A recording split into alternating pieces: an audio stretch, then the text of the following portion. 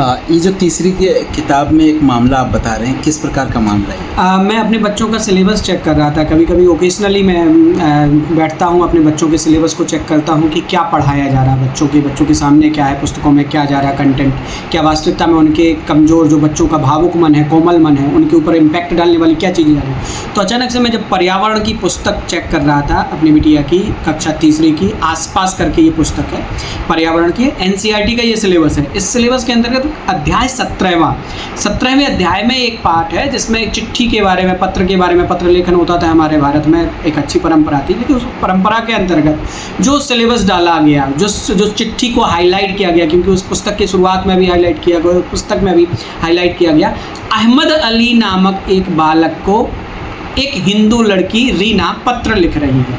देखिए, कोई बहुत बड़ा मुद्दा नहीं है अगर आप एक खुले हुए मस्तिष्क से इसको लेते हैं, लेकिन हमारा मस्तिष्क कितना खुला हुआ है।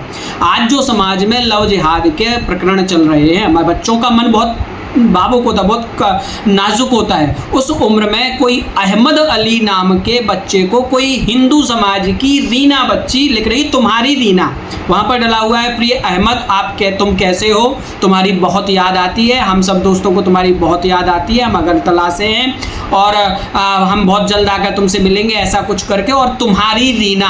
और अहमद अली को दिल्ली में वो चिट्ठी लिखी जा रही है। भाई, अहमद अली की जगह पर वहाँ पर राकेश हो सकता था, वहाँ पर राहुल हो सकता था, वहाँ पर श्याम हो सकता था, वहाँ पर दीप्ति करके लड़की भी हो सकती थी। क्यों लड़के का नाम लिखना? भाई, बच्चियों का जो, या फिर अहमद को पत्र लिखने वाला कोई दानिश हो सकता था। एक तरफ मुस्लिम समाज के लोगों द्वारा हिंदू समाज के लोगों के साथ जो छलावा किया जा रहा अलतकिया के नाम पर, दूसरी तरफ इस प्रकार का सिलेबस जब पढ़ाया जा रहा है, तो हमारे नीति निर्धारक, हमारे पाठ्यक्रम निर्धारक आखिर कहाँ हैं? और भाई, हम जो समाज के लोग हैं, जो अपने बच्चों पर ध्यान देना चाहिए, जिनको आप लोग कितना ध्यान दे पा रहे हो, अभिभावक कितना ध्यान दे रहे हैं? छोटे से बच्चों के नाजुक मन पर किस प्रकार से लव जिहाद का बीज बोया जा रहा है, ये बात समझने वाली है। आए दिन जो हम घटनाएं देखते हैं, सुनते हैं, उनकी शुरुआत कहाँ से हो जा रही है, इस सिलेबस से समझ में आ रहा है। कहीं ना कहीं मेरी जो एक गुजारिश है, इस पाठ्यक्रम के पीछे जिसने भी ये पाठ्यक्रम यहाँ पर डाला, किस सोच के तहत डाला, ये समझने की ज़रूरत है। NCERT के कक्षा तीसरी के पुस्तक आसपास पर्यावरण की जो पुस्तक है, उसके 17वें अध्याय में ये जो इम्प्लांट किया गया, ये जो किस साजिश के अंतर्गत या किस सोच के अंतर्गत, और जिन्होंने पाठ्यक्रम जब बनाया उनके पीछे कौन कौन से चेहरे हैं, उस समिति में कौन कौन से चेहरे थे, उनका ध्यान यहाँ क्यों नहीं गया?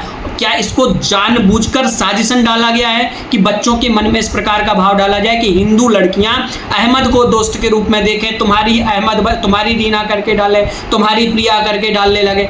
तो ये चीज़ें थोड़ा सा आपत्तिजनक हैं, और इन पर मुझे तो व्यक्तिगत रूप से बेहद सख्त आपत्ति है। मेरा भारत देश के उन अभिभावकों से, खास तौर से हिंदू समाज के उन अभिभावकों से विनम्र अनुरोध है कि अपने बच्चों का, अपनी बच्चियों का सिलेबस, पाठ्यक्रम नियमित तौर पर चेक करें, उनकी दिनचर्या को नियमित तौर पर चेक करें कि उनको पढ़ाया क्या जा रहा। एक तरफ तो अहमद को हिंदू के समान शिक्षा की तरफ नहीं लेके जाना है आपको, आप नॉर्मल शिक्षा प्रणाली का विरोध कर रहे हैं, आपको मदरसों में उनको भेजना है, और दूसरी तरफ इस प्रकार की चिट्ठियाँ उनको पढ़ाई जानी है। तो हम कहाँ जा रहे हैं? क्या भारत देश की सरकार को इस पर सोचना नहीं चाहिए? NCERT एक राष्ट्रीय स्तर की संस्था है जो पाठ्यक्रम निर्धारण करती है, उनकी सोच को कहाँ तक हमको जायज़ या सही मानना चाहिए? ये बेहद बेहद संगीन मामला है, जिस पर मैं चाहता हूँ समाज ध्यान दे और जिम्मेदार लोग ध्यान दें।